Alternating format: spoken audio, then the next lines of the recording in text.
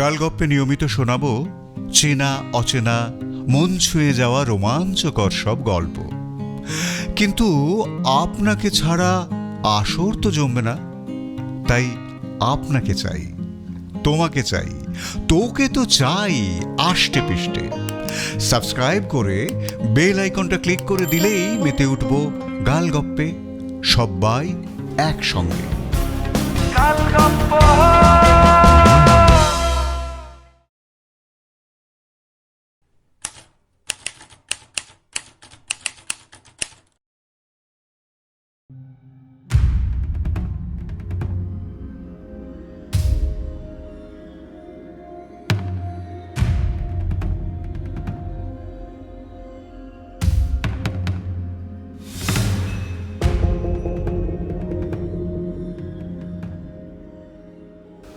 গালগপ্পে এখনকার গপ্প ধরতে পারবে না। রচনা উপাসনা রায় চট্টোপাধ্যায়। প্রচ্ছদ অপু আইচ। আবহ ও সম্পাদনা সঞ্জয় চট্টোপাধ্যায়। সামগ্রিক পরিকল্পনায় আমি দীপঙ্কর। শুনছেন ধরতে পারবে না।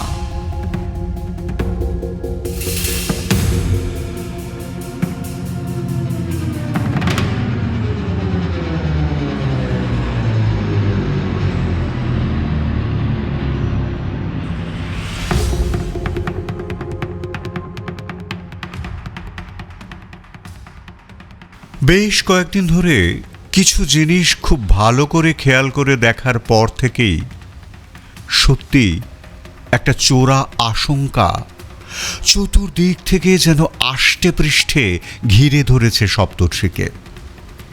তাহলে কি সত্যি সপ্তর্ষি যা ভাবছে সেটাই ঠিক? তার স্ত্রী জয়িতার জীবনে অন্য কেউ এসেছে? তাহলে তার আর জয়িতার মাঝে কোনো তৃতীয় ব্যক্তির আগমন ঘটেছে? কিন্তু পরক্ষণেই জোরে জোরে মাথা ঝাঁকালো সপ্তর্ষি। না না, এটা একেবারেই অসম্ভব। তার জয়িতা আর কাউকে ভালোবাসতে পারেই না, কিছুতেই না। জয়িতা একমাত্র সপ্তর্ষিকেই ভালোবাসে। দুই বাড়ির লোকজনের সম্পূর্ণ অমতে বিয়ে করেছে তারা। তখন সপ্তর্ষিকে পাওয়ার জন্যে নিজের পরিবার থেকে শুরু করে আত্মীয় বন্ধু প্রতিটি মানুষের বিরুদ্ধে গিয়ে কম লড়াই করেছে নাকি জয়িতা? শুধুমাত্র একটা হিসাব লেখার ডায়েরি দেখে সে তার নিজের স্ত্রীকে সন্দেহ করতে শুরু করে দিয়েছে। কিন্তু এই কিন্তুটা যে কি, সেটাই তো ঠিক বুঝে উঠতে পারছে না সপ্তর্ষি। শুনতে যদিও সন্দেহের উৎসটি খুবই সামান্যই, কিন্তু তবু একেবারে উড়িয়েই বা দেয় কি করে? হতে পারে এটি সামান্য একটা হিসাব লেখার ডায়েরি, কিন্তু এই ডায়েরির ভিতরের লেখাগুলোই তো ওর বিশ্বাসের ভিতটা নড়িয়ে একেবারে নড়বড়ে করে দেওয়ার পক্ষে যথেষ্ট। ব্যাপার আর কিছুই না। এই ডায়েরিটার মধ্যে জয়িতা কিছু ব্যক্তিগত হিসাব নিকাশ লিখে রাখে, মানে সাংসারিক খরচ টরচ আর কি। সপ্তর্ষি প্রতি মাসে যা হাত খরচ দেয় জয়িতার হাতে, সেই টাকার থেকে কোথায় কি খরচ হলো সেটাই গুছিয়ে লিখে রাখে জয়িতা। আসলে সেই অর্থে দেখতে গেলে সপ্তর্ষির সন্দেহ হওয়ার যথেষ্ট কারণ আছে। হিসাবের খাতা স্পষ্ট বলছে যে মাসে 4 থেকে 6 বার জয়িতা ওলা বুক করে গিয়ে শহরের দুটি নামি দামি ক্যাফেতে কফি আর স্ন্যাক্স খেয়েছে। শুধু তাই নয়, বিলাসবহুল রেস্তোরাঁয় ডিনারও করেছে। আর সব থেকে বিস্ময়সূচক ঘটনা হলো এই যে সে একা কোথাও যায়নি, দুজনের বিল পে করেছে জয়িতা। সেই প্রমাণও সপ্তর্ষি পেয়েছে। অর্থাৎ দুজনে মিলে খাওয়া দাওয়া করেছে। প্রথম একবার দুবার এমনটা হলে যে কোনো মানুষেরই মনে হবে যে এটা নিয়ে এত ভাবার কিছু নেই। হতেই তো পারে যে জয়িতা তার কোনো আত্মীয় বা বান্ধবীর সাথে দেখা করেছে এবং দুজনে মিলে একটু খাওয়া দাওয়া করেছে। কিন্তু ওই যে প্রথমেই বললাম, এক্ষেত্রে সপ্তর্ষির অবাক হওয়া এবং সন্দেহ করার যথেষ্ট কারণ আছে। মাসে 2 দিন অত সাজগোজ করে জয়িতা বেরিয়ে যাচ্ছে এবং সেই সাজগোজ যাতে ভিড়ে ঘামে কোনোভাবেই নষ্ট না হয়ে যায় সেই কারণে সে অনলাইনে ওলা ক্যাব বুক করে নিচ্ছে। এটা যথেষ্ট ভেবে দেখার বিষয় বই কি। আর এমন কার সাথেই বা জয়িতা দেখা করতে যাচ্ছে যে সাজগোজ নষ্ট হওয়া চলবে না, তাও কিনা আবার মাসের মধ্যে এতবার করে। যদিও জয়িতাকে এখনো খোলাখুলিভাবে কিছুই জিজ্ঞাসা করেনি সপ্তর্ষি। আর তাছাড়া জিজ্ঞাসা করলেও কি জয়িতা সত্যি কথাটা বলবে? যথেষ্ট সন্দেহ আছে। ক্রমশ দিশাহারা হয়ে পড়তে থাকে সপ্তর্ষি। খুব অশান্তির মধ্যে দিন কাটে তার।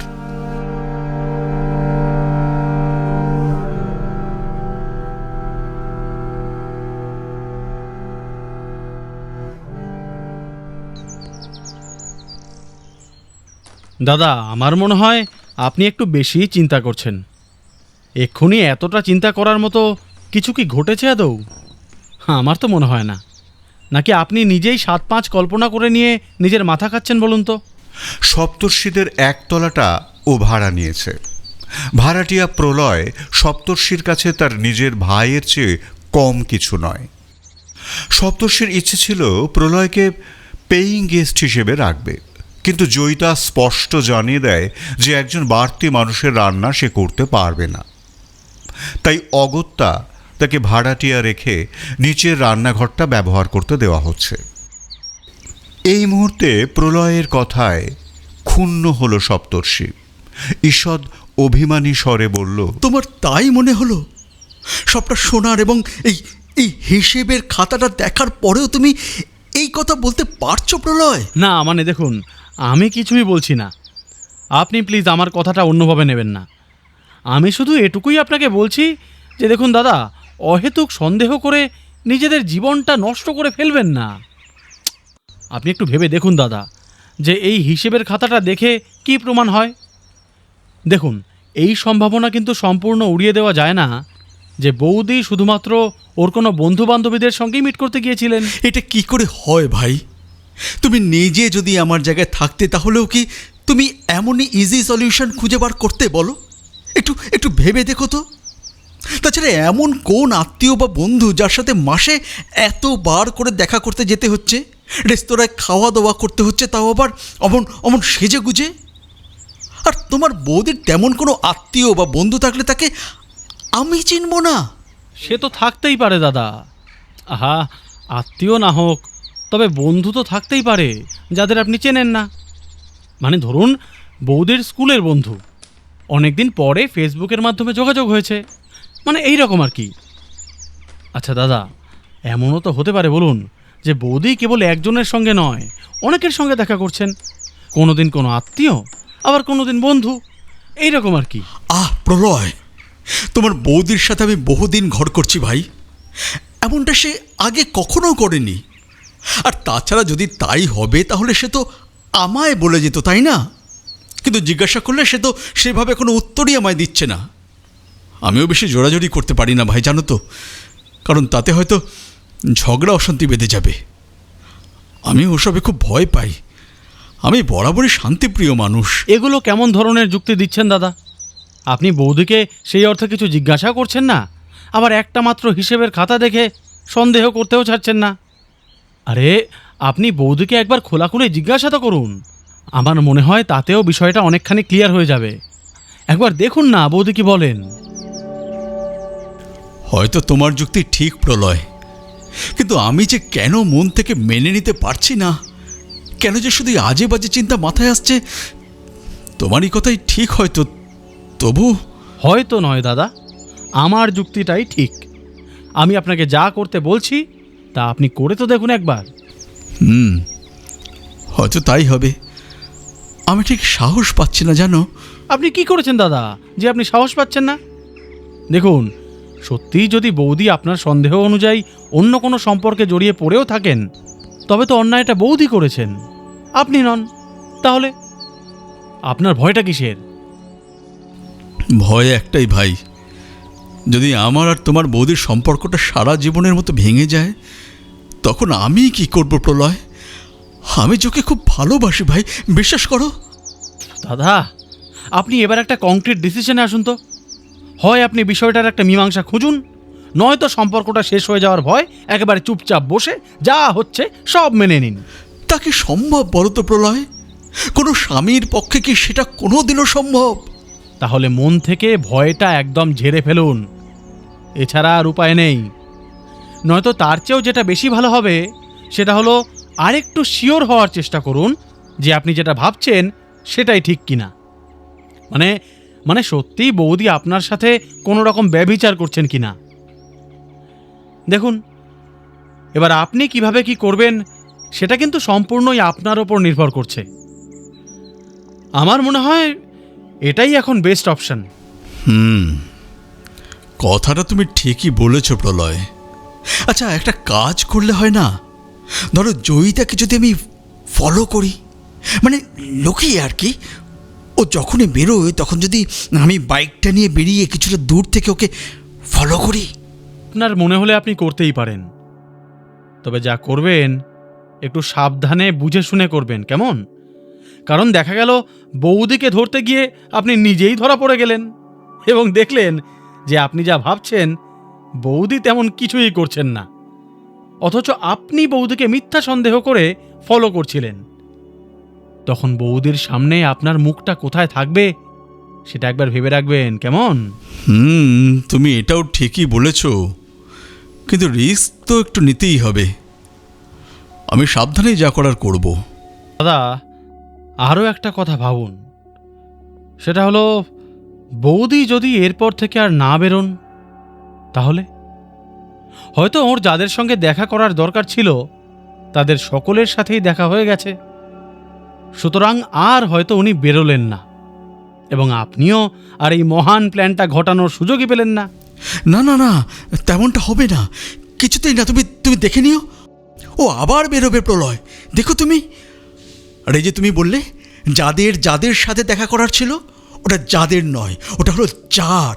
কারণ তোমার বৌদি একজন ব্যক্তির সাথেই দেখা করতে যায় এবং ভবিষ্যতেও যাবে, তুমি দেখে নিও। কি জানি দাদা, হয়তো তাই। কিন্তু একটা কথা দাদা, আমি তো আপনার বাড়িরই নিচের তলায় থাকি, কই কোনো দিন তো বৌদিকে বেরোতে দেখলাম না। অবশ্য আমি এখনো বৌদিকে স্বচক্ষে দেখিনি। আরে, তুমি তো অদ্ভুত কথা বলছো প্রলয়।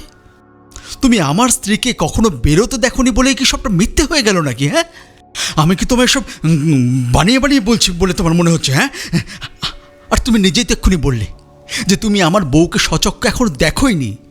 তাহলে কি আমার বউই নেই?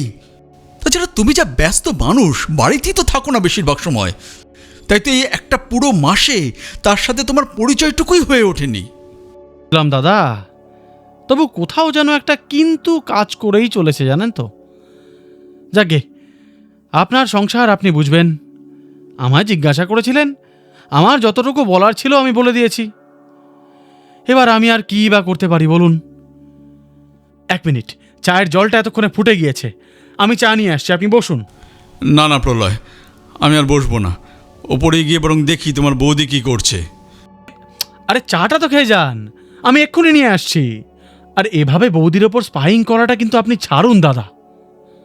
আমার মনে হচ্ছে যে আপনি বোধহয় মানসিকভাবে অসুস্থ হয়ে পড়বেন এবার। আর তার থেকেও বড় কথা, এমনটা চলতে থাকলে আপনাদের সম্পর্কটা কিন্তু এমনিতেই ভেঙে যাবে। মিলিয়ে নেবেন আমার কথা। যাকে যাক, আপনি বসুন, আমি কিচেন থেকে আসছি। প্রলয় ঘর ছেড়ে বেরিয়ে গেল।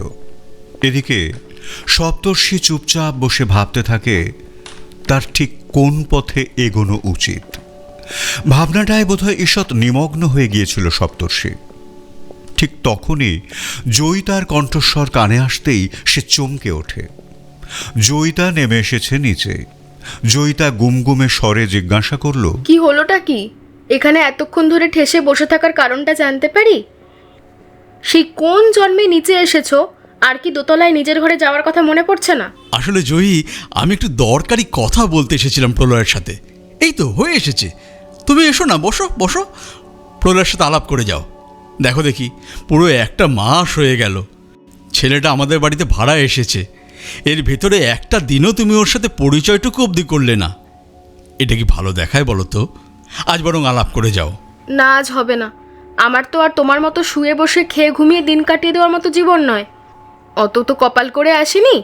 ঘরে আমার অনেক কাজ পড়ে আছে, রান্না বসিয়ে এসেছি। তুমি দয়া করে চটপট ঘরে আসবে। আমি গেলাম, গ্যাস জেলে রেখে এসেছি। জয়িতা গটগট করে বেরিয়ে যায়। ইদানিং ওর স্বভাবটাও যেন কেমন একটা হয়ে যাচ্ছে। অনেক বদলে গিয়েছে জয়িতা। এই রুক্ষ উগ্র মেজাজের জয়িতাকে ঠিক চিনতে পারে না সপ্তর্ষি। এমনটা তো ছিল না জয়ী। ইদানিং হয়তো সে তার স্বামীকে আর সহ্যই করতে পারছে না। কি যে আছে শেষ অবধি সপ্তর্ষির কপালে, তা একমাত্র স্বয়ং ভগবানই জানেন। একটা দীর্ঘশ্বাস বেরিয়ে আসে সপ্তর্ষির বুক ভেঙে। হাতে চা বিস্কিটের ট্রে নিয়ে ঘরে ঢুকেছে প্রলয়। হেসে বলল, এই নিন, এই নিন, এই নিন, চা নিন, ধরুন। দেখুন তো কেমন হয়েছে। আপনি তো দুধ চা পছন্দ করেন না, এদিকে আমি আবার লিকারটা ঠিক মতো বানাতে পারি না, একটু বেশি কড়া করে ফেলি। যাই হোক, আসলে চাষাভুষো মানুষ তো, আমরা ওই দুধে জলে ফোটানো চাই খাই। আরে আরে, অত করে বলার কিছু নেই। তুমি আমার জন্য বানিয়ে এনেছো, এটাই তো আসল। দাও দাও। এ কি, আমি একা চা খাবো নাকি? তোমার চা কই? আমার তেমন চায়ের নেশা নেই দাদা, ওই দিনে দুবার ব্যাস, তার বেশি খাই না বললেই চলে। নিন, আপনি খান, ঠান্ডা হয়ে যাবে তো। বাহ, দেব্যি হয়েছে তো চাটা। তুমি তো খুব ভালো লাল চা বানিয়েছো। কি বলছেন দাদা? নাকি আমার মন রাখছেন? হ্যাঁ, আরে না গো, আমি সত্যি বলছি একদম। খারাপকে ভদ্রতা করে ভালো বলার অভ্যেস আমার যে কোনোদিনই নেই, তা তো তুমি জানো। আজ নেহাত সময় নেই, তাই নইলে আর এক কাপ চা খাওয়ানোর জন্য অনুরোধ করতাম তোমায়। কোন বিলক্ষণ, আপনি আজই আর এক কাপ চা খেয়ে যান দাদা, আমি এক্ষুনি বানিয়ে আনছি। আপনি একটু বসুন খালি। এই না না, আজ আর হবে না গো, এখনই উঠতে হবে আমায়। তোমার বৌদি অলরেডি একবার নিচে এসে তাড়া দিয়ে গেছে আমায়। পরের দিন যেদিন চা খেতে আসবো, সেদিন কিন্তু শুধু চাই খাবো, বিস্কিট নয়। মা, কি বলছেন দাদা? তাই নাকি? বৌদি এসেছিলেন নিচে? আহা, আর আপনি আমায় একবারও ডাকলেন না। লাভটা করতাম। এতগুলো দিন হয়ে গেল আমি এখানে এসে রয়েছি, একদিনও বৌদিকে চোখের দেখা অবধি দেখলাম না। আর বলো কেন, তাকে আমি কতবার করে বললাম ভেতরে আসতে, তোমার সাথে পরিচয় করে যেতে, কিন্তু তার নাকি এখন অনেক কাজ পড়ে রয়েছে। রান্না বসিয়ে এসেছে, তবে বলেছে যে পরে একদিন তোমার সাথে অবশ্যই আলাপ করবে। সপ্তর্ষি সবে চায়ের কাপে দ্বিতীয় চুমুকটা দিতে গিয়েছে, অমনি আচমকা নাকে কেমন যেন একটা পোড়া গন্ধ এসে ধাক্কা মারল। বেশ উগ্র গন্ধটা, অর্থাৎ যা পুড়ছে তা যে একেবারে পুড়ে ঝামা হয়ে গিয়েছে সেটা খুব ভালো করেই বোঝা যাচ্ছে। চায়ের কাপটা দ্রুত নামিয়ে রেখে লাফিয়ে উঠে দাঁড়ালো সপ্তর্ষি। কয়েকবার নাক টেনে বলল, এই রে, দেখেছো তোমার বৌদির কাণ্ড? রান্না বসে এসেছে বলে তড়িঘড়ি দোতলায় চলে গেল, কিন্তু দেখো গিয়ে নির্ঘাত অন্য কোনো কাজে ব্যস্ত হয়ে গিয়েছে, আর রান্নাটা গিয়েছে পুড়ে। আমি যাই প্রলয়, বুঝলে?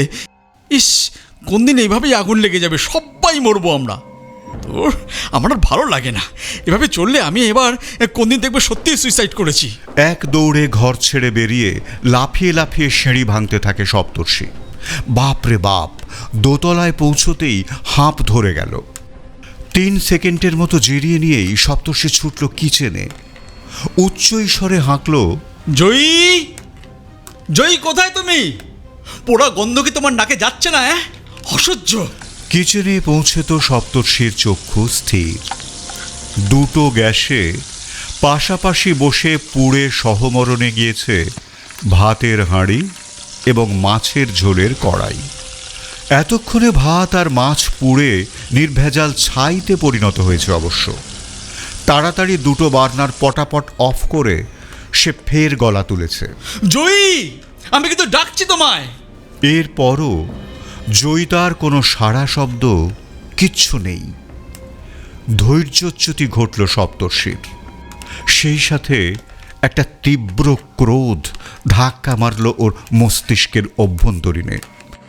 পুড়ে ঝলসে যাওয়া হাঁড়ি আর কড়াইটা সাঁড়াশি দিয়ে তুলে সিঙ্কে নামিয়ে রাখল শব্দ করে। তারপর দুমদাম করে পা ফেলে সোজা গিয়ে ঢুকলো বেডরুমে। হ্যাঁ, যা ভেবেছে তাই। জয়িতার দুই কানে তারবিহীন হেডফোন আঁটা। চুলে হেয়ার অয়েল ম্যাসাজ করতে করতে জয়িতা দূরভাষে ওপারের ব্যক্তিটির সাথে গল্পে মত্ত। কথা বলছে আর থেকে থেকেই হেসে একেবারে গড়িয়ে পড়ছে। দম বন্ধ করে কয়েক সেকেন্ড দাঁড়িয়ে রইল সপ্তর্ষি। তারপর ঘর থেকে বেরিয়ে এলো। কি কথা বলছে জয়িতা? শোনার চেষ্টা করলেই অবশ্য শোনা যেত, কিন্তু শোনেনি সপ্তর্ষি। গাটা কেমন যেন গোলাচ্ছে, পেট মুচড়ে বমির দমক ঠেলে উঠছে। একেই কি বলে বিবমিশা জাগা, নাকি আরো ভয়ঙ্কর কিছু?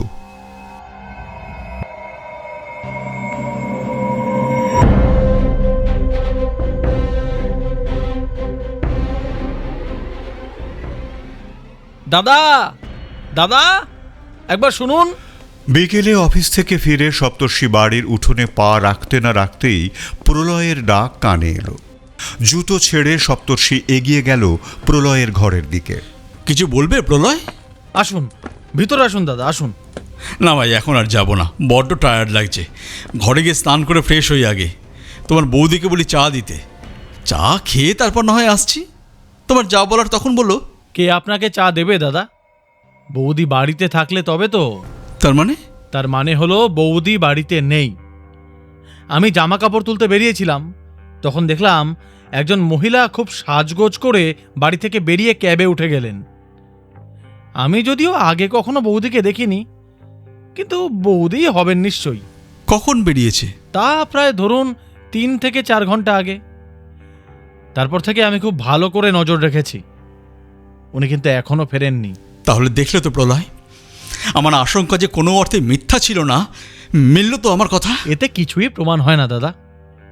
আমি আবার বলছি, হয়তো বৌদি এমনিই কোথাও গিয়েছেন। তুমি দয়া করে তোমার বৌদির কোলে ঝোল টেনে কথা বলাটা এবার বন্ধ করো প্লিজ। উত্তরে প্রলয় কিছু একটা বলতে যাচ্ছিল, ঠিক তখনই বাইরের গেটে একটা গাড়ি এসে থামার শব্দ হলো। ক্ষণিক বিরতি, তারপরে গাড়ির গেট খোলা বন্ধের শব্দ। পরক্ষণে দোতলার সিঁড়ি ধরে হিল জুতোর খটখট শব্দ হলো এবং ক্রমশ সেই শব্দ শ্রবণ শক্তির বাইরে চলে গেল। অর্থাৎ কেউ দোতলায় উঠে গেল। দাঁতে দাঁত চেপে হিস হিসিয়ে উঠল সপ্তর্ষি। বুঝতে পারছো সাহসটা কতখানি বেড়েছে ওই মেয়ে ছেলের? আজ আমি এর একটা এসপার নয় ওসপার করে তবে ছাড়বো। দিনের পর দিন এই ধরনের ব্যভিচার আর তো বরদাস্ত করা যাচ্ছে না। চেয়ার ঠেলে উঠতে যাচ্ছিল সপ্তর্ষি, ঝাঁপিয়ে এসে আটকালো প্রলয়। দাদা, দাদা শান্ত হন, দাদা শান্ত হন, শান্ত হন। কি করছেন কি আপনি? আহা, শান্ত হন বলছি। আরে, এভাবে তো লাভ কিছুই হবে না। উপরন্তু আপনার সমস্ত প্ল্যান একেবারে ভেস্তে যাবে। দুহাতে কপাল টিপে ধরেছে সপ্তর্ষি। তাহলে তুমি আমায় কি করতে বলছো প্রলয়? দাদা, আমরা যে আজ বৌদিকে দেখে ফেলেছি, এই কথা কিন্তু ঘুণাক্ষরেও বৌদিকে জানতে দেওয়া যাবে না।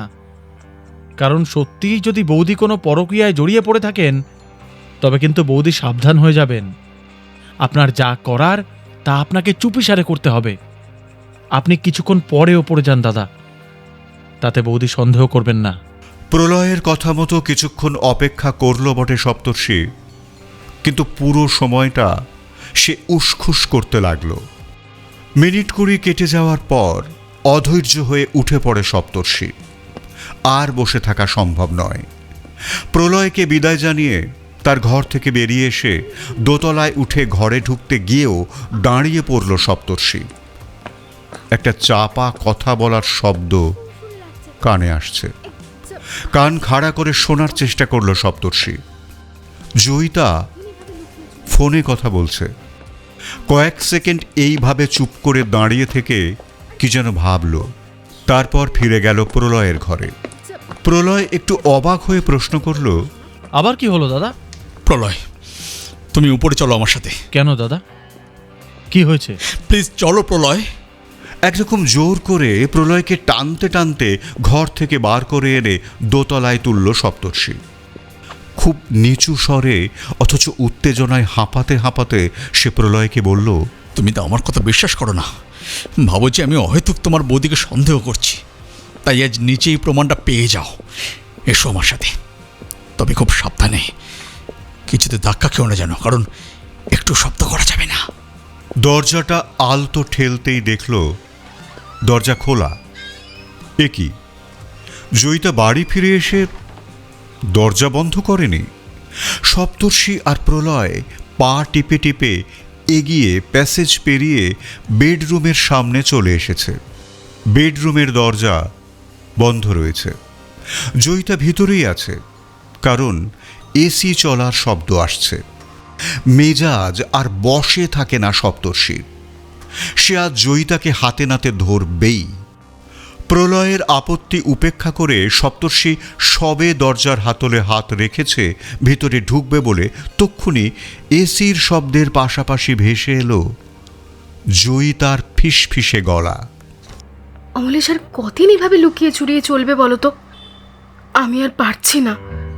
সপ্তর্ষি যেন সপাং করে এক চাবুকের ঘা খেল।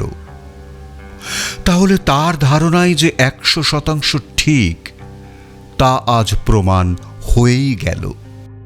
তার আর জয়িতার মাঝে আরও একজন সত্যিই জায়গা করে নিয়েছে।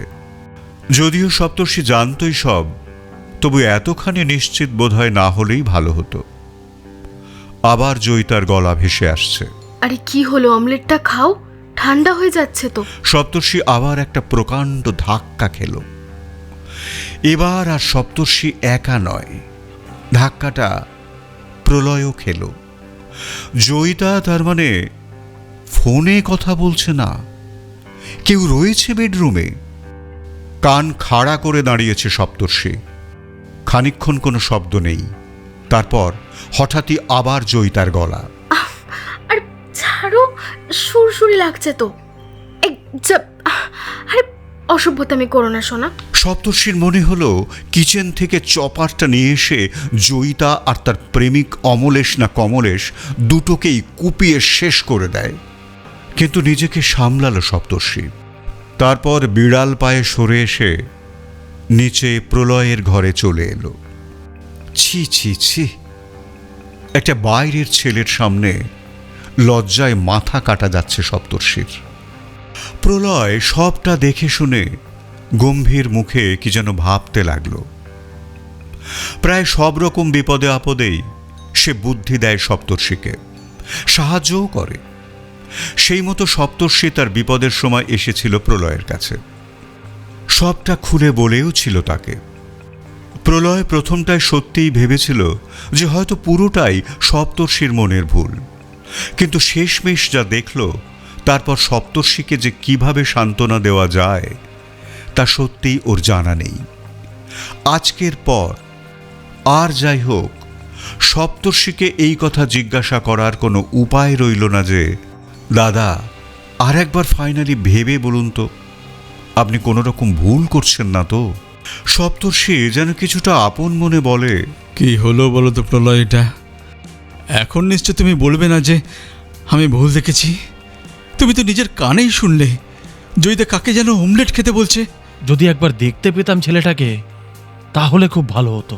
সেই, কিন্তু দরজা তো বন্ধ ছিল, কি করে আর দেখব? শুনুন একটা কথা, আপনি আপনি একটু পরে বাড়িতে যান, আগে বৌদির আশিককে বেরিয়ে যেতে দিন। তবে শুনুন, চুপচাপ থাকবেন। আবার মনে করিয়ে দিচ্ছি, বৌদি যেন ঘুণাক্ষরেও জানতে না পারেন যে আপনি কিছু আন্দাজ করেছেন কিংবা জানতে পেরেছেন। কিন্তু আজই তো ওদের হাতে নাতে ধরার সুবর্ণ সুযোগ ছিল। তবুও আজ কিছু করতে যাবেন না। আপনার আজ মাথা প্রচণ্ড গরম হয়ে রয়েছে দাদা, আপনি নিশ্চিতভাবে কোনো না কোনো কেলেঙ্কারি ঘটিয়ে ফেলবেন। তাই বলছি, প্লিজ প্লিজ ধৈর্য রাখুন। আমি আর পারছি না গো, এ কি হলো বলো তো? আমার আর জয়িতার মাঝে আর একজন, উফ, কি করে সম্ভব? আহা, মনকে শক্ত করুন দাদা। বলছি তো, বৌদিকে কিচ্ছু বুঝতে দেওয়া যাবে না। তাতে আপনারই মঙ্গল, কারণ তাতে আপনি সহজেই ফার্দার ক্লু জোগাড় করতে পারবেন। সপ্তর্ষি তাই করবে কথা দিয়ে তখন দোতলায় নিজেদের ঘরে চলে আসে, কিন্তু প্রত্যেকটা মুহূর্তে ভীষণভাবে সজাগ থাকে সে।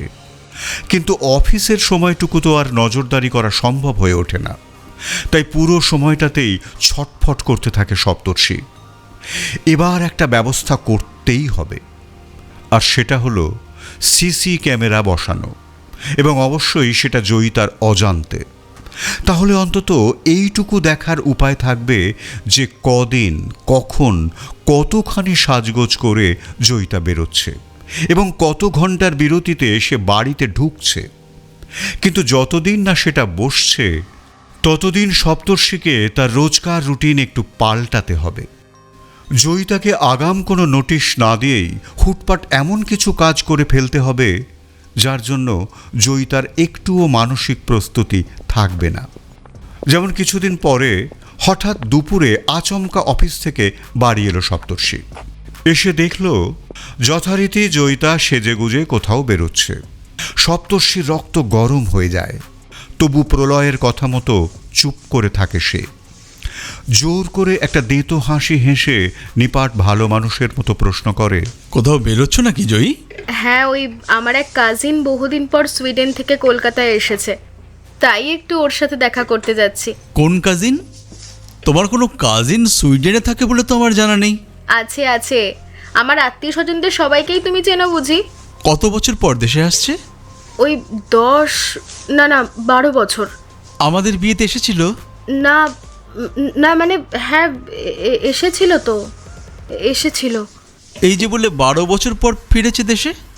ইয়ে অত কি আমার হিসেব আছে নাকি? অত হিসেব নেই। আমার সাথে পরিচয় হয়েছিল বিয়েতে?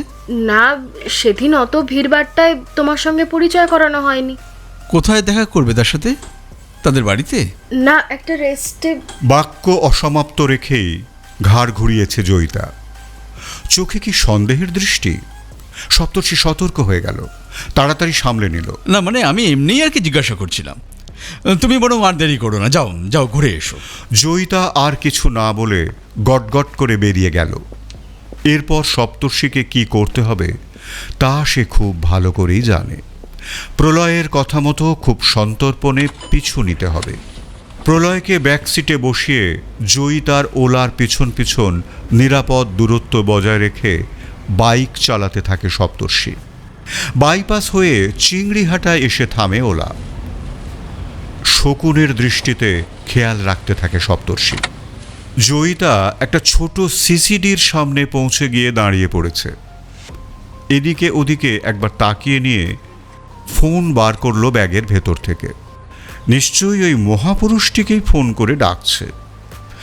আজ অবশেষে তার দর্শন মিলবে। ওদিকে খুব হেসে হেসে কথা বলছে জয়িতা।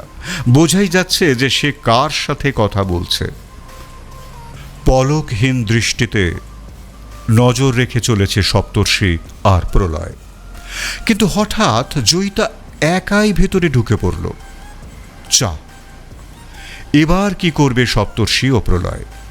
কত লোকিত সিসিডিতে ঢোকে বেরোয়, তার মধ্যে থেকে জয়িতার প্রেমিকটি কে তা কি করে বুঝবে তারা? বুঝতে গেলে তাকে তো ক্যাফের ভিতরে যেতে হবে। কিন্তু বোঝাই যাচ্ছে ছোট্ট ক্যাফে, এসব ক্যাফেগুলো ফাঁকা ফাঁকাই থাকে। ভিতরে ঢুকলেই তারা ধরা পড়ে যাবে। তাহলে বরং ওরা বেরোনো অবধি অপেক্ষা করা যাক। বেরোবে নিশ্চয়ই একসাথেই। 1 ঘন্টা, 2 ঘন্টা, 2.5 ঘন্টার মুখে সিসিডির বাইরে এলো জয়িতা। সচকিত হয়ে উঠেছে সপ্তর্ষি আর প্রলয়। কিন্তু তাদের উদ্দেশ্য, উত্তেজনা সমস্ত কিছুতে জল ঢেলে দিয়ে আর কাউকেই জয়িতার সাথে বেরোতে বা কথা বলতে দেখা গেল না। জয়িতা ফোনে খুটুর খুটুর করছে, হয়তো ক্যাব বুক করছে। খানিকক্ষণ বোকার মতো দাঁড়িয়ে থেকে অগত্যা বাড়ি ফিরে আসে সপ্তর্ষিরা।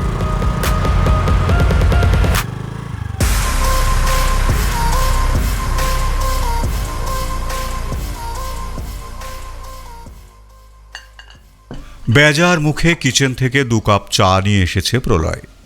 সপ্তর্ষির মুখোমুখি বসে চায়ের কাপ এগিয়ে দিতে দিতে মিউনো গলায় বলল, আমরা এই টিকটিকিগিরি করতে গিয়েই না কোন দিন ধরা খাবো। সব প্ল্যান একেবারে ভেস্তে যাবে বলে দিলাম। সপ্তর্ষি খিঁচিয়ে ওঠে। থামো তো, আমরা তো গাধা ভেবো না, মধ্যে শুদ্ধি আমারও কিছু আছে। হ্যাঁ, তার নমুনা তো দেখতেই পাচ্ছি। আপনি এমন গোয়েন্দা যে সেই মূর্তিমানকে এখনো চাক্ষুষ দেখতেই পেলেন না। এমন ভাব করছো তুমি যেন সশরীরে দেখেছো তাকে। আমি তো দাদা পুরো সময়টা আপনার ঘাড়ের কাছে দাঁড়িয়েছিলাম না। সিগারেট খেতে পেছনের গলিতে গেলাম, তারপর ধরুন সুলভ শৌচাগারে গেলাম। আর সত্যি বলতে কি, আমি অত নজর রাখিও নি। আপনি তো 50 ফুট দূরত্ব থেকেও কিছু ঠাহর করতে পারলেন না। প্রলয় একটু বিধিয়ে কথাটা বলল ঠিকই, তবে বুদ্ধিটা নেহাত মন্দ দিল না। সে অবশ্য প্রলয় কোনোদিনই খারাপ বুদ্ধি দেয় না। সে বারবার করে সপ্তর্ষিকে বুঝিয়ে বলল যে কেউ যদি নতুন নতুন প্রেমের সম্পর্কে জড়ায় তাহলে সে রাত জেগে ফোনে কথা বলবেই। তাই সপ্তর্ষি যেন খেয়াল রাখে যে রাত্রে জয়িতা কারোর সাথে লুকিয়ে চুরিয়ে ফোনে কথা বলছে কিনা। দারুণ মনে ধরল সপ্তর্ষির।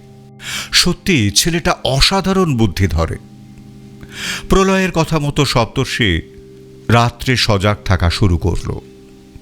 চুপচাপ ঘুমের ভান করে পড়ে থাকল এবং প্রতি মধ্যরাত্রে প্রলয়ের আন্দাজ সঠিক প্রমাণ করে জয়িতা চুপি চুপি ফোন নিয়ে উঠে ব্যালকনিতে গিয়ে ব্যালকনির দরজা সন্তর্পণে ভেজিয়ে দিয়ে ফোনালাপ চালিয়ে যেতে লাগল। সপ্তর্ষি প্রথম কয়েকদিন কিছু বলল না, চুপ করে শুয়ে থাকল। কিন্তু এবার তো যা করার করতেই হয়। এক বিকেলে প্রলয়ের পরামর্শ নিয়ে সেই রাত্রে আর দেরি করল না ও। বিছানা থেকে উঠে পা টিপে টিপে ব্যালকনির দরজার একপাশে কান খাড়া করে দাঁড়িয়ে রইল। জয়িতার ফিসফিসে গলা ভেসে আসছে। হ্যাঁ বলো, তা আজ সারাদিন একবারও তো ফোন করলে না। হ্যাঁ যাও যাও, তোমার তো খালি অজুহাত দেওয়া। কোনোদিনই তো নিজের থেকে ফোন করো না। আমি ফোন করলে তবে তোমার আমার মাঝে আবার ওর কথা আসছে কেন? এই শোনো না, কবে আবার দেখা হবে গো? জানোই তো আমি তোমায় না দেখে বেশি দিন থাকতে পারি না। আচ্ছা কালকেই ফ্রি আছো? কোন সিনেমা গো? হ্যাঁ হ্যাঁ যাবো যাবো, নুন শো তো যাবো। শুধু কি সিনেমা দেখা দেখিই হবে নাকি অন্ধকার হলে? সপ্তর্ষি দু কান চেপে বিছানায় ফিরে আসে, দম বন্ধ করে শুয়ে পড়ে। মাথার ভিতরটা দপদপ করছে। পাশ ফিরে শুয়ে বালিশে মুখ গুঁজে হু হু করে কেঁদে ফেলল সপ্তর্ষি। এই জয়িতাকে সে ভালোবেসে বিয়ে করেছিল। বিবমিশা জাগছে আজ আবার সপ্তর্ষি। ঘৃণায় কুঁকড়ে যাচ্ছে সারা শরীর। আবার একটা দীর্ঘশ্বাস বেরিয়ে এলো তার বুক ভেঙে।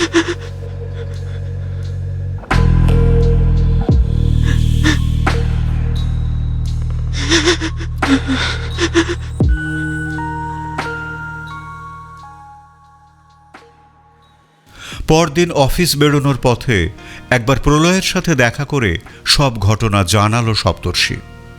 নেহাত অফিসটা যেতে হয় তাই যাওয়া, নইলে অফিসের কাজ মাথায় উঠেছে সপ্তর্ষির।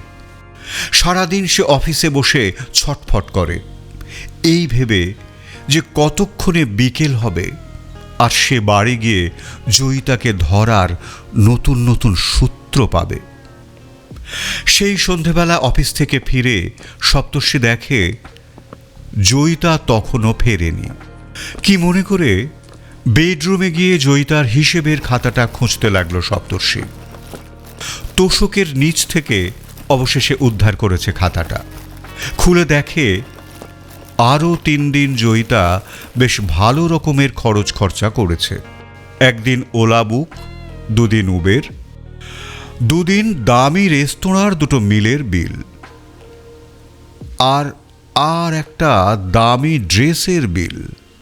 সপ্তর্ষি এবার দৃঢ় সিদ্ধান্ত নিয়ে ফেলল, না এবার একটা হেস্তনেস্ত করেই ছাড়বে সে। দরকার হয় আজই। সে নিজে প্রমাণ পেয়েছে, কিন্তু এবার লোকজনকে বিশ্বাস করানোর জন্য কিছু একটা জিনিস জোগাড় করতেই হবে। যেভাবে হোক আজই সপ্তর্ষি আজই চেষ্টা করবে। সেই রাত্রেই সুযোগ মিলে গেল। জয়িতা আজ অকাতরে ঘুমোচ্ছে। কে জানে, হয়তো টানুস টনুস করে এসেছে। সপ্তর্ষি আর দেরি করে না। অতি সন্তর্পণে জয়িতার আঙুলটা ফোনের স্ক্রিনের ওপর ছুঁয়ে আনলক করে ফেলল ফোনটা। সেটাকে হাতে নিয়ে সন্তর্পণে পা ফেলে ঘরের বাইরে চলে এলো। কল লিস্ট খুলতেই দেখল প্রতিদিন অজস্র আউটগোয়িং কল হয়েছে একটা নির্দিষ্ট নম্বরে। অমলেশ নামে সংরক্ষণ করা আছে নম্বরটা। নামটা দেখেই মাথায় আগুন জ্বলে গেল সপ্তর্ষি। আর কোনো অপেক্ষা নয়, সোজা ডায়াল করে বসলো সেই নম্বরে। ওমা, বলে কিনা this number does not exist. আবার ডায়াল করলো সপ্তর্ষি। তারপর ডায়াল করতে থাকে আর একই কথা শোনে। শেষে হাল ছেড়ে দেয়। বেটা মহা চালাক, নিশ্চয়ই ধরা খাওয়ার ভয়ে সিমটা খুলে রাখে। তবে সপ্তর্ষিও হাল ছাড়বে না, অন্য রাস্তা ধরবে এবার। এর পরের ঘটনাগুলি একই ছন্দে চলতে থাকে। প্রায়শই সন্ধেবেলা বাড়ি ফিরে সপ্তর্ষি দেখত তাদের বেডরুমের দরজা বন্ধ এবং যথারীতি জয়িতা ফিস করে কার সাথে যেন ফোনে কথা বলছে। কিন্তু চরম ঘটনাটা ঘটে গেল পরের সপ্তাহেই। সপ্তর্ষি অফিস থেকে ফিরে বন্ধ দরজার এপাশে দাঁড়িয়ে দরজায় কান পেতে সবে জয়িতার ফোনালাপ শুনতে যাবে, ঠিক এমন সময় জয়িতার কয়েকটি বাক্য তার কানে আসতেই যেন বিদ্যুতের ঝটকা লাগে সপ্তর্ষির গোটা শরীরে। ফোনে কথা বলছে না জয়িতা, তার প্রেমিক উপস্থিত রয়েছে ঘরের মধ্যেই। আজ আর কোনো অপেক্ষা নয়, এক ধাক্কায় দরজা খুলে ভিতরে ঢুকে পড়ল সপ্তর্ষি। আর যা দেখল তাতে সপ্তর্ষি নড়তেও ভুলে গেল। সেখানে জয়িতা ছাড়া দ্বিতীয় কোনো প্রাণীরই অস্তিত্ব নেই। এমনকি জয়িতা ফোনেও কথা বলছে না। মাথাটা ঘুরে যায় সপ্তর্ষির, বিভ্রান্ত হয়ে যায় সপ্তর্ষি। কার সাথে কথা বলছিল এতক্ষণ জয়িতা, নাকি আদৌ বলছিলই না? সপ্তর্ষির কেমন খটকা লাগে। সে কি পাগল হয়ে গেল নাকি? কারণ এইটুকু ঘরের মধ্যে লোকটাকে লুকানোরও তো কোনো উপায় নেই। তাহলে সেদিনের মতো চুপ করে গেল সে। এরপর মাঝখানে একদিন বাদ দিয়ে দুদিন পর আবার সে যা দেখল তাতে পুনরায় তার সর্বস্ব গুলিয়ে গেল।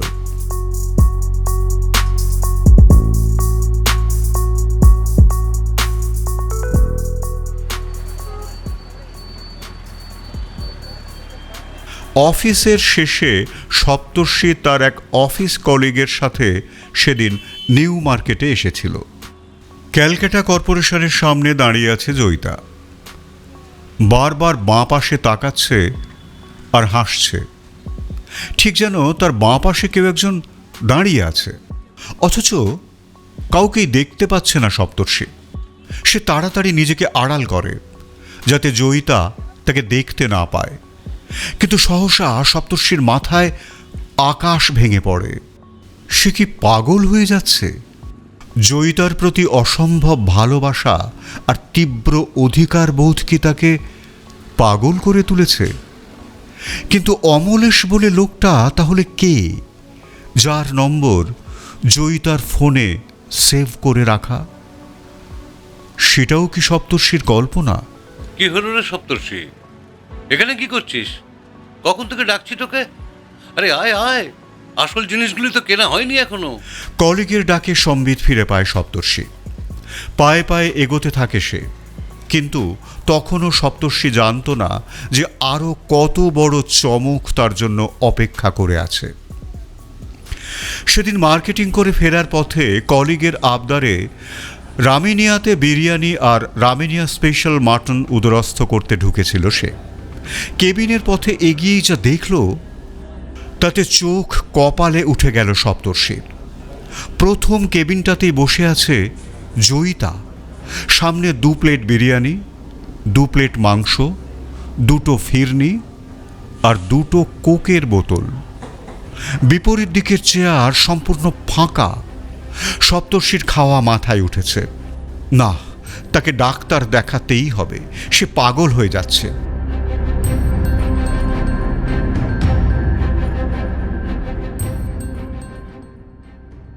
বাড়িতে ফিরে সবটা প্রলয়কে জানায় সপ্তর্ষি। সব শুনে প্রলয়ের তো চোখ কপালে উঠে গেল। দাদা, বৌদির সাথে কেউ নেই? তার মানে সেদিনও কেউ ছিল না? কিন্তু কিন্তু এটা কি করে সম্ভব? জানি না রে ভাই, কিছু মাথায় ঢুকছে না আমার। ঠিক আছে, আপনি শান্ত হন, শান্ত হন। তা আপনি এখন কি করতে চাইছেন? সত্যি ডাক্তার দেখাবেন? হ্যাঁ ভাই, দেখাবো।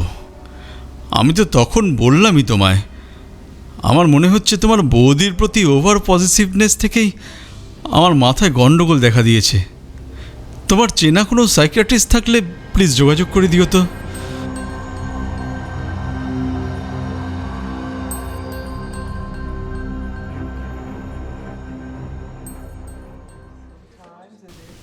মনোরোগ বিশেষজ্ঞ ডক্টর অভিনিবেশ সেন নিজের রিভলভিং চেয়ারে হেলান দিলেন। উল্টো দিকের চেয়ারে সপ্তর্ষি, জয়িতা আর প্রলয়। ডাক্তারবাবু পেপার ওয়েটটা এক মনে নাড়াচাড়া করলেন কিছুক্ষণ, তারপর বললেন, মিস্টার মৈত্র, সমস্যা আপনার নয়, আপনার স্ত্রীর। এটাকে বলা যায় অ্যাকিউট ভিজুয়াল হ্যালুসিনেশন, মানে সোজা কথায় স্কিজোফ্রেনিয়া আর কি। যে জিনিসের কোনো অস্তিত্বই নেই তাকে দেখতে পাওয়া বা অনুভব করা। এক্ষেত্রে ওই অমলেশও একটি কাল্পনিক চরিত্র, এবং অমলেশ নামটিও আপনার স্ত্রী জয়িতার স্বরচিত। জয়িতা উত্তেজিত হয়ে বলে ওঠে, কি বলছেন কি ডাক্তারবাবু? অস্তিত্ব নেই মানে? অমলেশ আমার ছোটবেলার বন্ধু, অ্যান্ড আই অ্যাডমিট আমি অমলকেই ভালোবাসি, সপ্তর্ষিকে নয়। সপ্তর্ষি চেপে চুপে জয়িতাকে ধরে চুপ করায়। প্রলয় মিনমিন করে জিজ্ঞাসা করল, আর তাহলে জয়িতা বৌদি কাকে ফোন করত? ওই ফোন নম্বরটা তাহলে কার? সপ্তর্ষি ততক্ষণে জয়িতার মোবাইলটা নিয়ে ওই অমলেশের নম্বরটা বার করে ফেলেছে। নম্বরটায় একবার চোখ বুলিয়েই স্থান কাল পাত্র ভুলে চিৎকার করে উঠল সপ্তর্ষি। এ কি, আমি তো আগে খেয়াল করিনি, এটা তো আমারই নাম্বার। সপ্তর্ষি চেয়ার ছেড়ে ছিটকে উঠে পড়েছে। নম্বর? তার মানে কি বলছেন কি দাদা আপনি? হ্যাঁ গো, এই তো দেখো দেখো দেখো, এইটা আমার সেই 15 নম্বরটা। প্রলয় একরকম ছোঁ মেরে সপ্তর্ষির হাত থেকে ফোনটা নিয়ে দেখতে থাকে। ডাক্তারবাবু উঠে দাঁড়ান। Please please please calm down. আপনারা বসুন চুপ করে, আমি বলছি সবটা। সবাইকে চুপ করতে বললেন ডাক্তারবাবু। মিস্টার মৈত্র, আপনি একবার মিসেস মৈত্রর ফোনটা চেক করুন, দেখুন তো কিছু অস্বাভাবিকতা চোখে পড়ে কিনা। সপ্তর্ষি বুঝতে না পারলেও প্রলয়ের কাছে এটা পরিষ্কার হয়ে যায়। ডাক্তারবাবু, এই দেখুন, প্রত্যেকটা কল কিন্তু আউটগোয়িং। ইনকামিং কল এই নম্বর থেকে একটিও নেই। অর্থাৎ প্রতিটা ফোনই জয়িতা বৌদি করেছেন। বৌদির কাছে এই নম্বর থেকে কোনো ফোনই আসেনি। ডাক্তারবাবু হাসলেন। আসবে কি করে প্রলয় বাবু? কে করবে ফোনটা? কারোর অস্তিত্বই তো নেই।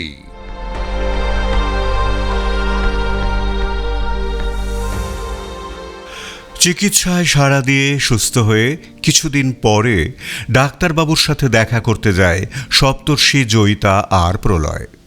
ডাক্তারবাবু জিজ্ঞাসা করেন, কি ম্যাডাম, আর কাউকে দেখতে টেকতে পাচ্ছেন না তো?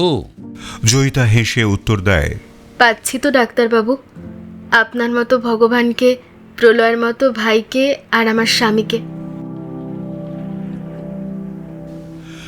এরপর কেটে গেছে প্রায় সপ্তাহ 3।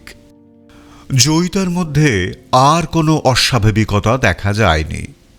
সপ্তর্ষির সংসারের সমস্ত অশান্তি, দীনতা সব কিছু নিয়ে জয়িতার কল্পিত প্রেমিক অমলেশ চিরতরে বিদায় নিয়েছে। বেচারি জয়িতা এক অদ্ভুত মানসিক রোগের শিকার হয়ে এতগুলো দিন ধরে কত কষ্টই না পেল। সপ্তর্ষি কিনা তাকে সন্দেহ করে একটা বাইরের ছেলের সাথে সবটা আলোচনা করে। না না, এটা একদম উচিত হয়নি। তবে সপ্তর্ষিরই বা দোষ কি ছিল? তার সন্দেহ হওয়াটাই তো স্বাভাবিক। যাকে যাক, যা হওয়ার তা হয়ে গিয়েছে। এখন তো তারা আবার সুখে আছে, এটাই তো অনেক।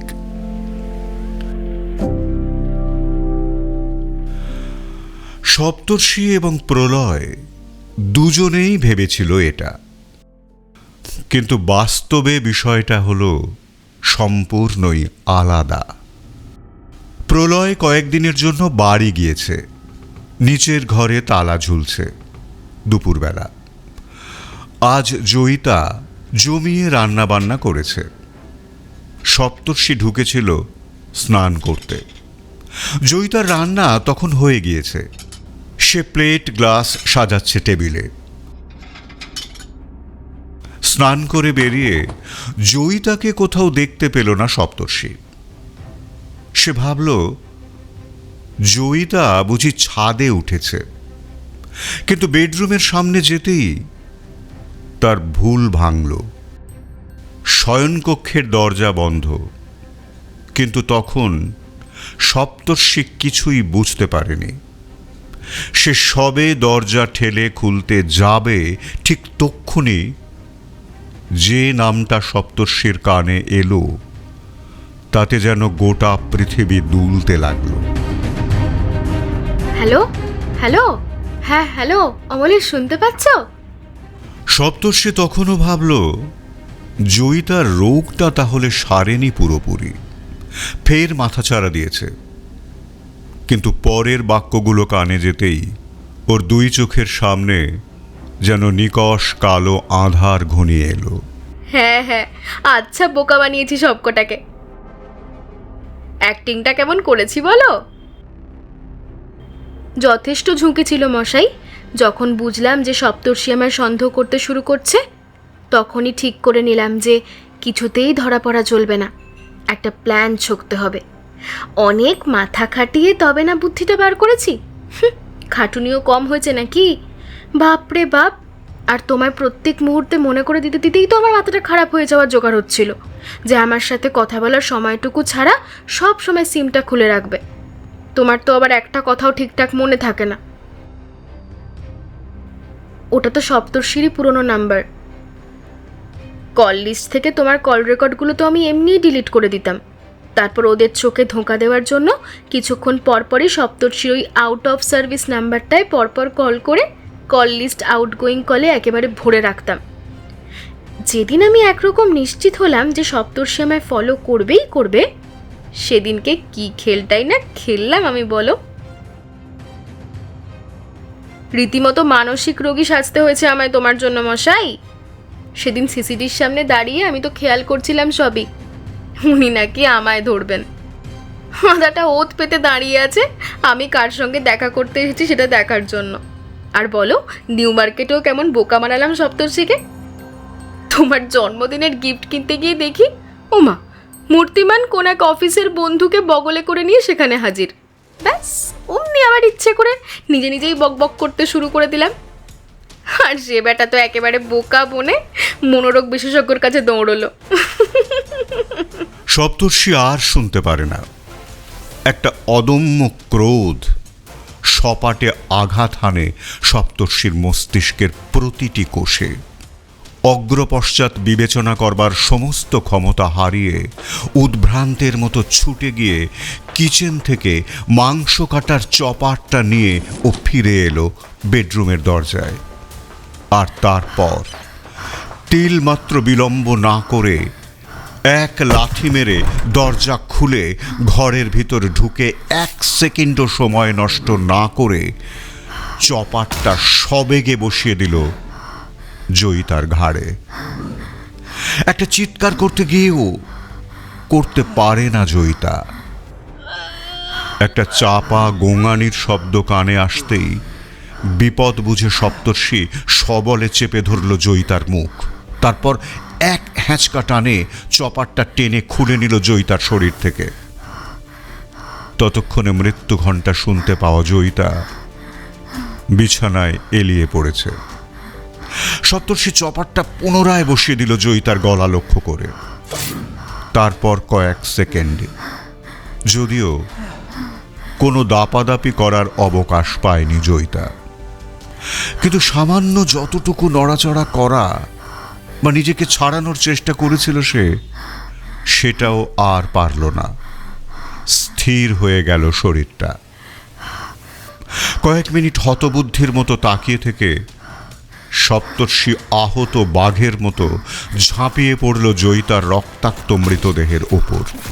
চুলের মুঠি ধরে অগুন্তি চড় থাপ্পড় মেরে আঁচড়ে কামড়ে ক্ষতবিক্ষত দেহটাকে বিছানাতেই ফেলে রেখে এক ঝটকা মেরে উঠে দাঁড়ালো।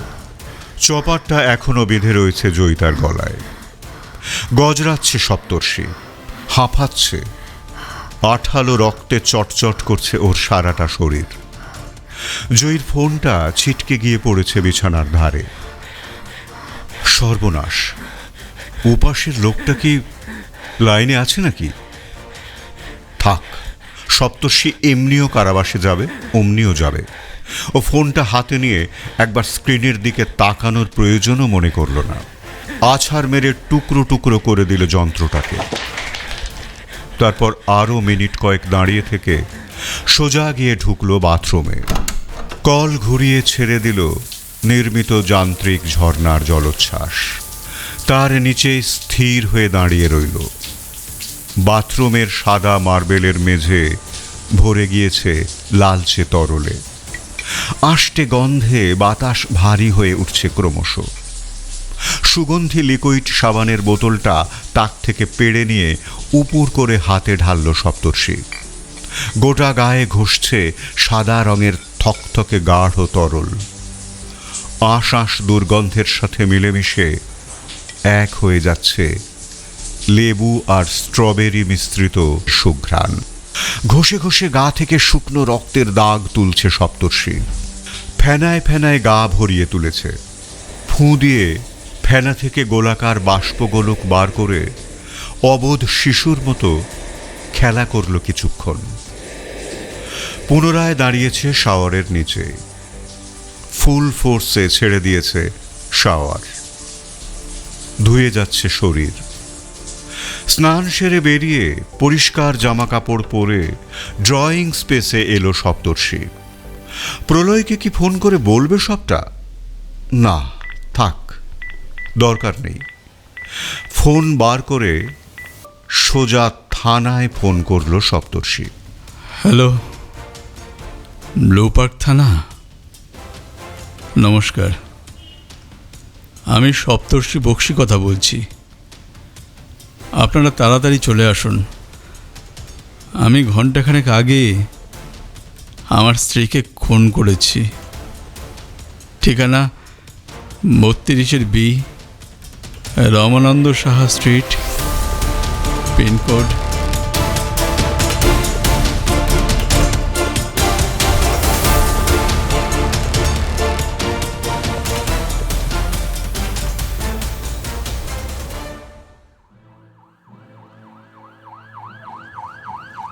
ফোনের ওপারে আইসিও ভিড়মি খেলেন কিনা তা অবশ্য জানা গেল না, কিন্তু তার তো আর কর্তব্যে গাফিলতি করা চলে না। তাই আধ ঘন্টার মধ্যেই একটি দুধ সাদা পুলিশ ভ্যান এসে উপস্থিত হলো নির্দিষ্ট ঠিকানায়। খাকি পোশাক পরা 4-5 জন পুলিশ গাড়ি থেকে গাত্রোত্থান করেই পেশাদারি ক্ষিপ্রতায় ছুটলেন বাড়ির ভিতরে। বুটের শব্দ তুলে সিঁড়ি ভাঙতে লাগলেন তারা। বাকি কয়েকজন পুরো বাড়ি বাইরে থেকে ঘিরে ফেললেন। কারণ খুন করে যারা গা ঢাকা দেয় তাদের থেকে নাকি স্বেচ্ছায় আত্মসমর্পণকারীরা অনেক বেশি ভয়ঙ্কর। এরা যে কোনো মুহূর্তে যা কিছু করে বসতে পারে। আশেপাশের সমস্ত বাড়ির জানলা দরজা খুলে গিয়েছে। বাড়ির ব্যালকনি, ছাদ কৌতূহলী চোখে ভরে উঠছে। অনেকে রাস্তায় নেমে এসেছে। কয়েকজন এগিয়ে এসে পুলিশ কর্মীদের কাছে দাঁড়ালো। দোতলায় উঠেই ড্রয়িং স্পেস আলো করে হত্যাকারী সপ্তর্ষিকে বসে থাকতে দেখলেন ইনভেস্টিগেটিং অফিসার ইন্দ্রনীল মিত্র। তিনি অন্যান্য অফিসারদের যথাযথ নির্দেশ দিয়ে সপ্তর্ষির দিকে তাকালেন। ঠিক কি হয়েছিল? সপ্তর্ষি সংক্ষেপে গুছিয়ে ঘটনাটার পুঙ্খানুপুঙ্খ বিবরণ দিল। মুখে স্বীকার না করলেও অফিসার মনে মনে স্বীকার করলেন যে তাঁর চাকরি জীবনে এমন পেঁচালো কেস এই প্রথম এলো। আর দ্বিতীয় কথা হলো, এটাও অনস্বীকার্য যে এমন ব্যভিচারী বউকে খুন করে ফেলাই ঠিক। বডি কোথায়? বেডরুমে, বিছানার ওপর। নিয়ে চলুন।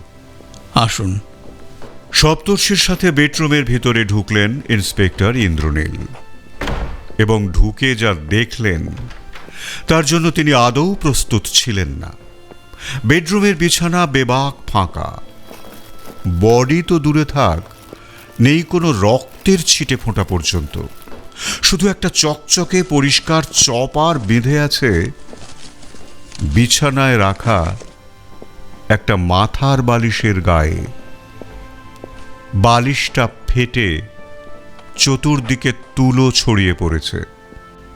আশপাশ দিয়ে উঁকি মারছে তুলোর টুকরো। চড়াং করে মাথা গরম হয়ে গেল তরুণ অফিসারটির। ডিউটিতে পুলিশের সাথে ইয়ার্কি? তবু মেজাজ সংযত করে শান্ত কণ্ঠে তিনি জিজ্ঞাসা করলেন, বডি কোথায়? সপ্তর্ষি চোখ কপালে তুলে উত্তর দিল, তার মানে আপনার সামনে ওটা কি পড়ে রয়েছে দেখতে পাচ্ছেন না আপনি? রসিকতা ছাড়ুন মিস্টার সপ্তর্ষি। কোথায় লুকিয়ে ফেললেন আপনার স্ত্রীর দেহটা? অফিসার অফিসার আপনি আপনি কি বলছেন কি? আমি আমি আমার বউয়ের দেহ লুকিয়েছি? আপনার আপনার চোখের সামনে তাহলে কি কি পড়ে রয়েছে? রসিকতা ছাড়ুন সপ্তর্ষিবাবু। অনেকক্ষণ ধরে আপনার সাথে ভদ্র ভাষা ব্যবহার করছি, কিন্তু তার মানে এই নয় যে আপনি ডিউটিরত পুলিশকে আপনার ইয়ার দোস্ত ভেবে নেবেন। স্যার স্যার কে কার সাথে রসিকতা করছে বলুন তো? রসিকতা তো আপনি আমার সাথে করছেন।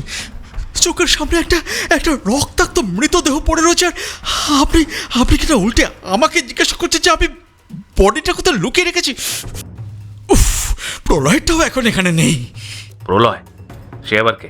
আমাদের ওই একতলার ঘরে থাকে স্যার, ভাড়াটে। খুব ভালো ছেলে, আমার আমার আমার ভাইয়ের মতো। ও, বুঝেছি।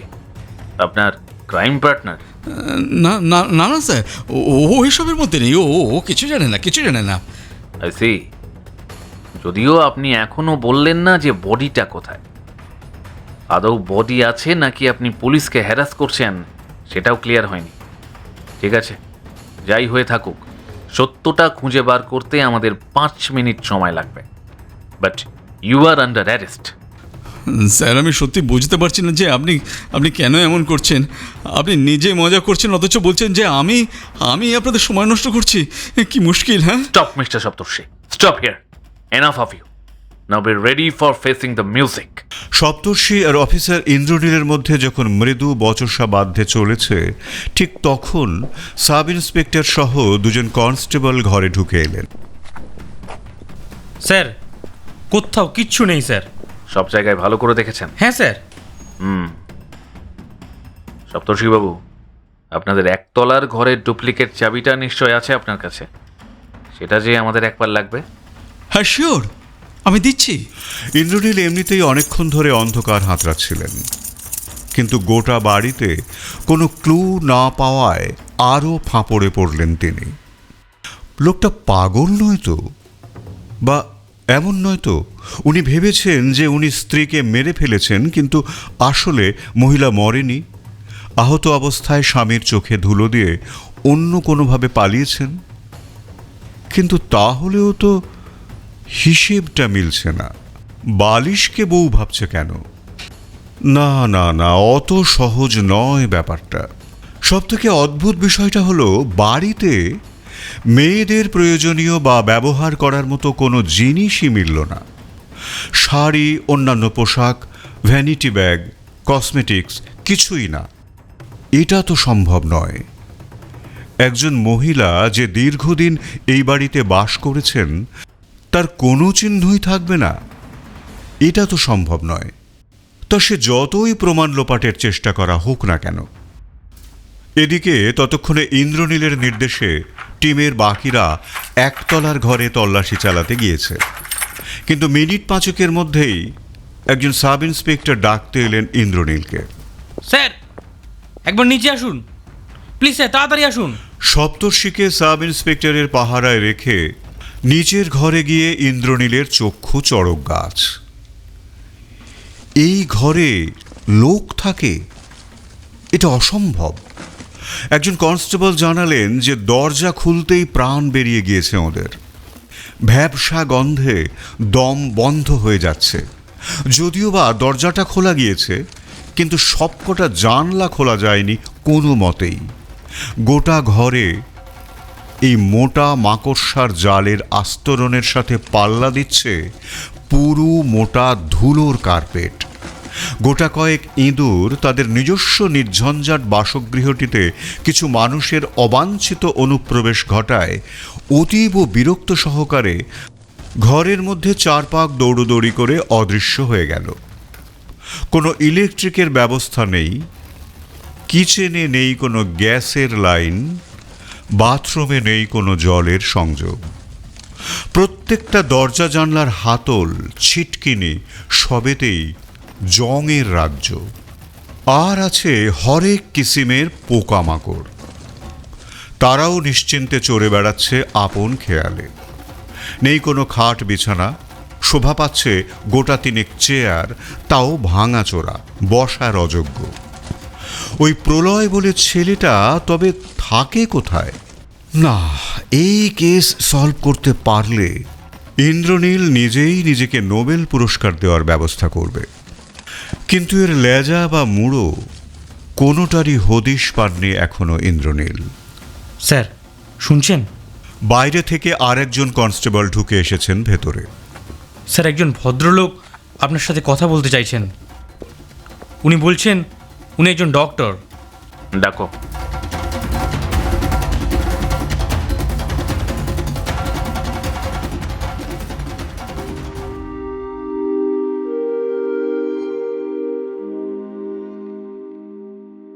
ইন্দ্রনীলের চাকরির বয়স প্রায় 28 বছর হতে চলল। তার যৌবনে এমন একটি ঘটনার তদন্ত করার বরাত তিনি পেয়েছিলেন, যার বিশেষত্ব কিন্তু সত্যিই অনস্বীকার্য। আজ এতগুলো বছর পরেও তিনি তার মস্তিষ্ক থেকে ঘটনাটির এক চুলও বিস্মৃতি ঘটতে দেননি। পিছিয়ে যাওয়া যাক বহু বছর আগের সেই দিনটিতে, যেদিন ইন্দ্রনীল গিয়েছিলেন সপ্তর্ষিদের বাড়িতে খুনের তদন্ত করতে। একটু ভুল হলো, সপ্তর্ষিদের বাড়ি নয়, সপ্তর্ষির বাড়ি। কারণ বাড়িটা ছিল শুধুমাত্র সপ্তর্ষির একার, জয়িতার নয়। এই সমস্ত তথ্যই ইন্দ্রনীল সংগ্রহ করেছিল সপ্তর্ষির প্রতিবেশী এবং সেই ডাক্তারবাবুর কাছ থেকে, মনোরোগ বিশেষজ্ঞ ডক্টর অভিনিবেশ সেন। তিনি সবটা জানতেন, কারণ তিনি ছিলেন সপ্তর্ষির চিকিৎসক। হ্যাঁ, সপ্তর্ষির চিকিৎসক, জয়িতার নয়।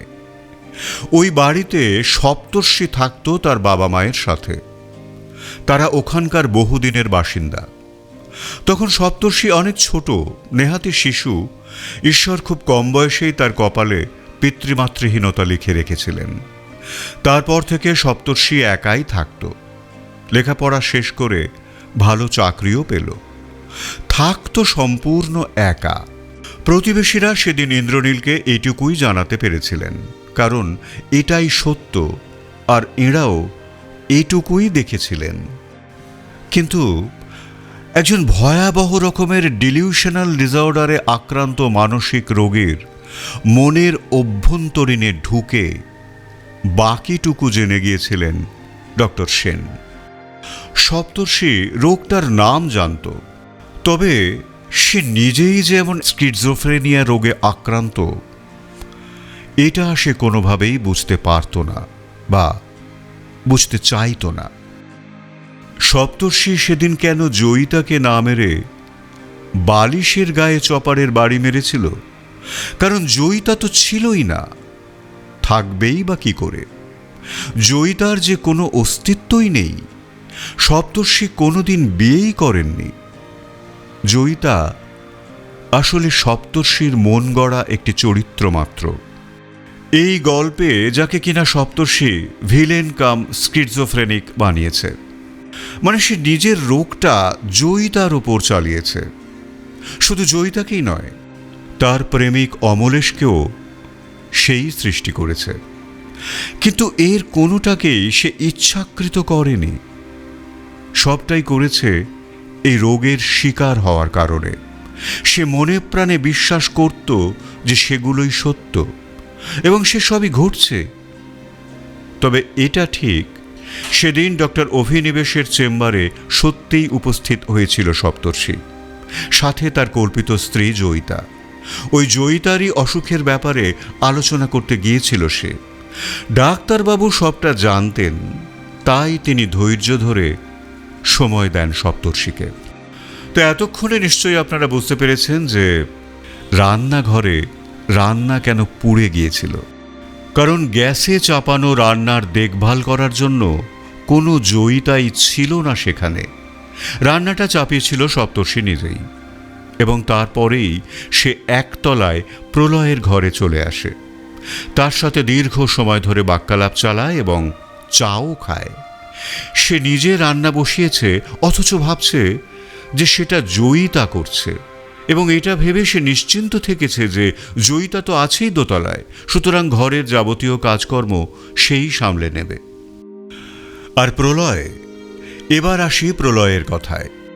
পুলিশ কর্মীরা সেদিন একতলার ঘরে ঢুকেই বুঝেছিলেন ওই ঘরে বহু যুগ ধরে কোনো মানুষ বাস করেনি, সত্যিই করেনি।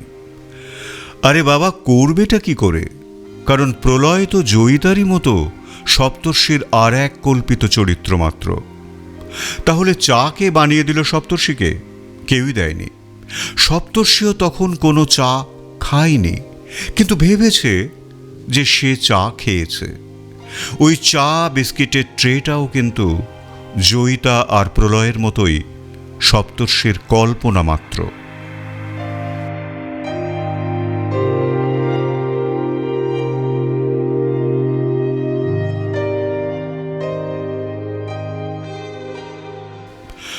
সেদিন থানার বদলে সপ্তর্ষিকে যেতে হয় মানসিক চিকিৎসালয়ে।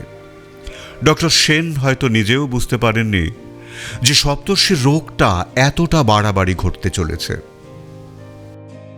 ইন্দ্রনীল তারপর থেকে আজ অবধি সপ্তর্ষির আর কোনো খোঁজ পাননি। তবে একটা ভয় তাকে আজও কুরে কুরে খায়, আর সেটা হলো আজও তিনি প্রায়শই ভাবেন যে নিজের আশেপাশে যে মানুষগুলোকে তিনি দেখছেন, আদৌ তাদের কোনো অস্তিত্ব আছে তো?